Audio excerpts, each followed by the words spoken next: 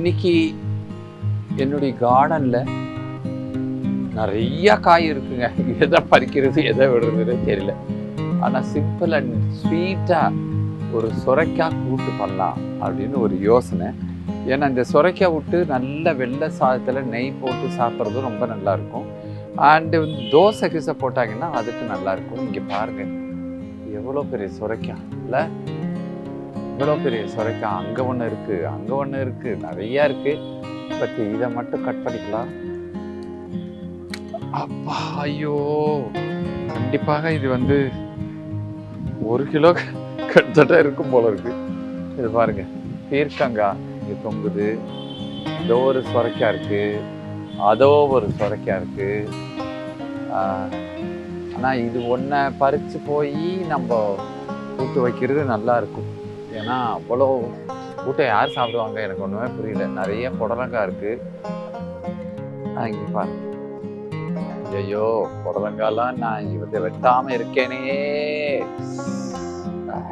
நல்லா நல்லா லெங்க்த்தாக வரும், இதெல்லாம் ரொம்ப லெங்க்த்தாக வரும். அது பாருங்க, இந்த புடலங்காய் ரொம்ப இதுவாக இருக்குது. அதோ ஒரு புடலங்காய், அங்கே வரும் நிறைய புடலங்காய் வந்துருக்கு. இங்கே ஒரு பொருளங்க இருக்கு பாருங்க. ஓகே, சூப்பராக இருக்கு. அதாவது பீர்க்கங்காவும் இங்கே பாருங்க. இந்த பீர்க்கங்காவை என்ன பண்ண போறீங்க? பீர்க்கங்காய் வந்து தொகையல் பண்ணால் ரொம்ப நல்லா இருக்கும். பீர்க்கங்காவும் நிறைய இருக்கு. நேற்றுக்கு தான் மறுபடியும் அறுத்தேன், இன்னைக்கு மறுபடியும் அறுக்கணும் போல இருக்கு.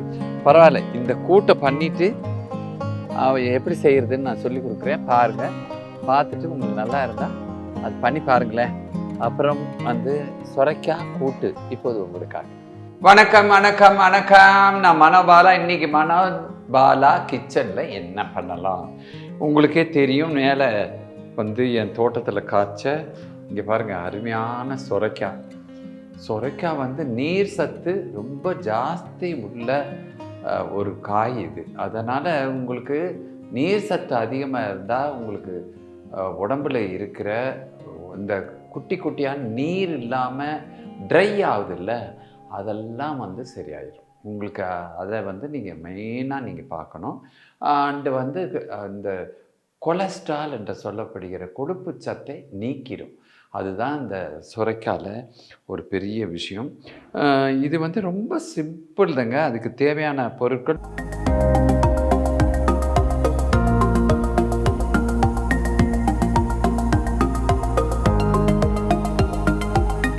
முதல்ல சொரைக்காவை நல்லா கழுவி எடுத்துக்கோங்க. இது இஞ்சி, மிளகு, சீரகம் பொடி பண்ணி வச்சுருக்கேன். ஒரு தக்காளி வச்சுருக்கேன், 4 பச்சை மிளகா வச்சுருக்கேன். இதில் வேறு எந்த காரமும் கிடையாது.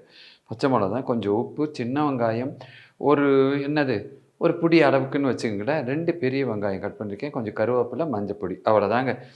நம்ம பண்ண ஆரம்பிச்சிடலாம். தாளிக்கிறதுக்கு கடுகு, அவ்வளோதான். இப்போ முதல்ல சுரைக்காவை வெட்டிக்கலாம். இதை வந்து முதல்ல தோல் சீவி, இங்கே பாருங்கள், இது உள்ளே இருக்குல்லையே இந்த வெள்ளை வந்து புடலங்கால எப்படி இருக்கோ அதே மாதிரி இந்த உள்ளே இருக்கிற அந்த இதை வந்து நம்ம எடுத்துக்கணும். எடுத்துட்டா தான் நல்லது.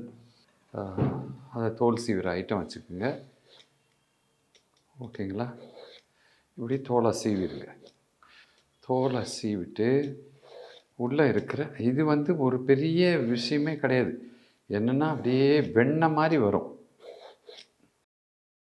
இப்போ பாருங்கள், இது வந்து டோட்டலாக வந்து சீவியாச்சு, தோல் சீவியாச்சு, அவ்வளோதான்.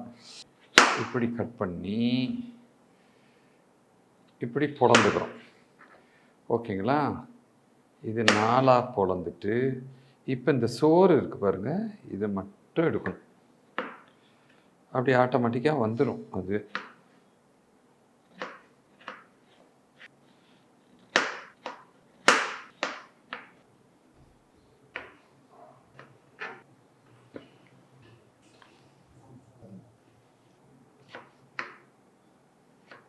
இப்போ எல்லாத்தையும் இதை கட் பண்ணி நான் வச்சுட்டேன். இங்கே பாருங்கள், இதில் பாதி சுரைக்காவே எடுத்து வச்சுட்டேன். ஏன்னா இதுவே ரொம்ப ஜாஸ்தி அப்படிங்கிற மாதிரி தெரிஞ்சு, அதனால் பாதி சுரைக்காவை எடுத்து வச்சுட்டேன். இப்போ அடுத்தது எப்படி சமையல் பண்ணலாங்கிறத பார்ப்போம். அவ்வளோதான். இதில் என்னென்னா, இதில் வந்து ரொம்ப காரம்லாம் இருக்கக்கூடாதுங்க. இங்கே பாருங்கள், பாசிப்பயிரை 1 டம்ளர் பாசிப்பயிரை எடுத்துகிட்டு நிறைய தண்ணி ஊற்றி, உப்பு கப்பு போடலைங்க, வேக வச்சு நல்லா எடுத்து வச்சுருக்கேன். இதோடு சேர்த்து அப்படியே இதில் வந்து சட்டியில் வைக்கிறதா இருந்தால் கடையணும். எல்லாத்தையும் சேர்த்து கடைஞ்சி, தக்காளி எல்லாத்தையும் போட்டு சேர்த்து கடைஞ்சி அது தொக்கு மாதிரி கொண்டு வருவாங்க. அது ஒரு வகைங்க. இது வந்து கூட்டு. இது கூட்டுங்கிறதுனால அது மொழியாக தான் இருக்கும். இப்போ வந்து எப்படி பண்ணுறதுங்கிறது பார்க்கலாம். இப்போ வந்து இதில் கொஞ்சம் ரொம்ப ஆயில் போடாதீங்க, கொஞ்சமாக ஆயில் போட்டுக்கோங்க. கடுகு, அப்புறம் உளுத்தம்பருப்பு, முழு உளுந்து அதை போட்டுருங்க. கொஞ்சம் சீரகம் வந்து பின்னாடி போட போகிறோம். இருந்தாலும் இதுலேயும் முழு சீரகம் சேர்த்தா நல்லாயிருக்கும். அதனால் பண்ணுங்கள். அதே மாதிரி மிளகும் ஒரு 4-5 மிளகு போட்டுக்கோங்க. அவ்வளோதான்.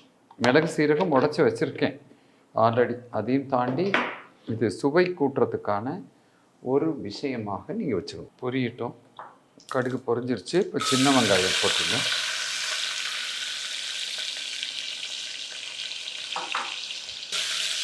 சின்ன வெங்காயம் வந்து நல்லா வேகணும்னா கொஞ்சம் இந்த கூட்டுக்கு தேவையான உப்பை சேர்த்துருங்க. உப்பு ரொம்ப போட்டுறாதீங்க, அப்புறம் அதோட சுவை போயிடும். ஆனால் எதுவுமே உப்பு இல்லாமல் வேக வச்சதுனால உங்களுக்கு கரெக்டாக அந்த கூட்டுக்கு தேவையான உப்பு மட்டும் நீங்கள் போட்டிங்கன்னா போடணும். இல்லைன்னா அது இதுக்கு முதல்ல பருப்பு கொஞ்சம் உப்பு போட்டு மஞ்சள் பொடி போட்டு எல்லாம் இதுவாகும். இப்போ பாருங்கள், இந்த பெரிய வெங்காயமும் கொஞ்சம் போட்டுக்கோங்க. இது வந்து மீடியம் சைஸ் 2 வெங்காயம்.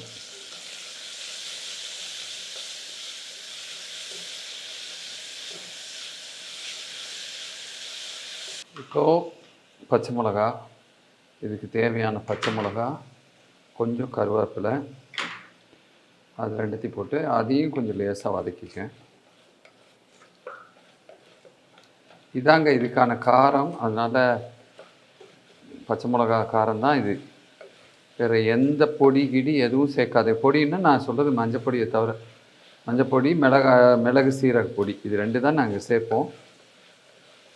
அதனால் அதை மட்டும் வச்சுக்கோங்க. வேறு எதுவும் தேவையில்லை. நீங்கள் காரப்பொடியோ சில்லி பவுடரோ அல்லது வேறு எதுவும் சாம்பார் பவுடரோ எதுவும் சேர்க்காதீங்க. இப்போ மஞ்சள் பொடி கொஞ்சம்,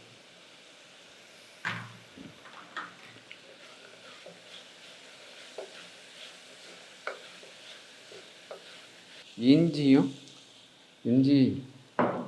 கொஞ்சம் நல்லா நிறைய கொஞ்சம் பெருசாக கட் பண்ணியிருக்கேன். ஏன்னா இஞ்சி வாயில் தட்டு பண்ணுங்கிறதுக்காக அப்படி கட் பண்ணியிருக்கேன். தக்காளி,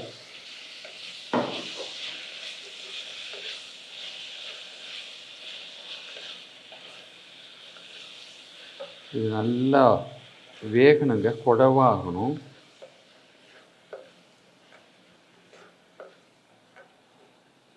அதனால் கொஞ்சம் மூடி போட்டு வேக வைங்க. இப்போ இந்த நேரத்தில் உங்களுக்கு தேங்காய் வேணுன்னா தேங்காய் வந்து சேர்ந்துக்கலாம். அதாவது தேங்காய் அரைச்சி விட்டதோ இல்லை கிரேட்டட் கோகோனட்டு எது வேணாலும் நீங்கள் போட்டுக்கலாம். இந்த நேரத்தில் அதை சேர்த்துருங்க. அதுவும் சேர்த்து மனம் இருக்கும். ஆனால் என்னென்னா அது சேர்த்தா ஒரே நாளுக்குள்ளே நீங்கள் முடிச்சிடும். அப்போ தான் அது நல்லாயிருக்கும். இப்போ வந்து நம்ம மிளகு சீரக பொடி பாருங்கள், மிளகு சீரக பொடி சேர்த்தோன்னே என்ன மனமாக இருக்குது பாருங்கள். சேர்த்துட்டீங்க.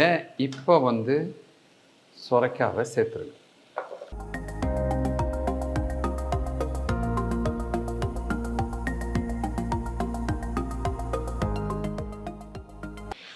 இதே மாதிரி வந்து அப்படியே பொரியலாக வெந்தோன்னே பொரியலாக கூட வச்சு சாப்பிடுவாங்க. அது இந்த ஸ்டேஜ் தான். இந்த ஸ்டேஜில் பொரியலாக கூட வச்சு சாப்பிடுவாங்க. அது உங்கள் இஷ்டம். நான் வந்து இப்போ பருப்பு சேர்க்கறதுனால அது கூட்டாக மாறுது, வேறு ஒன்றும் கிடையாதுங்க. இப்போ இதில் வந்து தேவையான தண்ணியை ஊற்றிக்கும். ரொம்ப தண்ணி ஊற்றுறாதீங்க, கூட்டாக இருக்கணும். இப்போ வந்து இந்த பருப்பையும் சேர்த்துருங்க.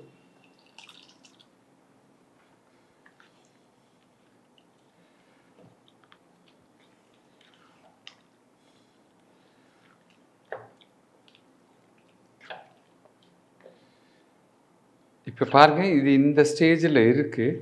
3 விசில் அல்லது 4 விசில் விட்டான்னா நல்லா வெந்துடும். அதனால் நீங்கள் கொஞ்சம் இந்த தண்ணி ரொம்ப திக்காக இருக்கிற மாதிரி ஃபீல் பண்ணால் கொஞ்சம் இந்த பாருங்கள், 1/2 டம்ளர் கூட ஊற்றலை நான், அந்த மாதிரி ஊற்றிக்கிங்க போதும். தோசைங்கிறதுனால அப்படி. இதை வந்து போட்டு மூடி ஒரு 3 to 4 விசில் வெயிட் பண்ணுவோம். இப்போ வந்து 4 விசில் வச்சேன். இப்போ வந்து அழகாக இந்த பாருங்கள், கேஸ் கூட இறங்கிருச்சு. நம்ம திறந்து பார்க்கலாம் என்ன இருக்குன்ட்டு. சூப்பரான, இங்கே பாருங்கள், அருமையான ஒரு கூட்டு ரெடி ஆயிடுச்சு. அவ்வளோதாங்க. இங்கே பாருங்கள், அருமையான சொரைக்காய் கூட்டு ரொம்ப ரெடி ஆயிடுச்சு. நல்லா கல் தோசை போட்டு சாப்பிடுங்க. நல்லா ஒயிட் ரைஸில் ஒரு சொட்டு நெய் ஊற்றி சாப்பிட்டிங்கன்னா, பெனஞ்சு அடிச்சிங்கன்னா அவ்வளோ நல்லாயிருக்கும். நீர் சத்து மிகுந்த சொரைக்காய் கூட்டு நீங்கள் சாப்பிட்டிங்கன்னா உடலில் இருக்கிற அந்த கிறிஸ்டால்லாம் போகிறதுக்கான வாய்ப்புகள் நிறையா இருக்குது. அவசியம் சாப்பிடுங்க. அடிக்க ஒரு தடவை, வாரத்துக்கு ஒரு தடையான சுரைக்காய் வாங்கி நீங்கள் சேர்த்துக்கோங்க. இது வந்து கடையிலும் பண்ணலாம், எல்லாமே பண்ணலாம். சுரைக்காய் வந்து அருமையான உணவு, வெஜிடேரியனில் அருமையான உணவு. சும்மா அவன் சொன்னாங்க பழைய காலத்தில், சுரைக்காய் இருக்க பேர் கவலையே அப்படின்னாங்க. அதுதான், சுரைக்காய் சாப்பிடுங்க. நல்லபடியாக இன்னொரு டிஷ்ஷோடு மீண்டும் சந்திப்போம். நன்றி, வணக்கம்.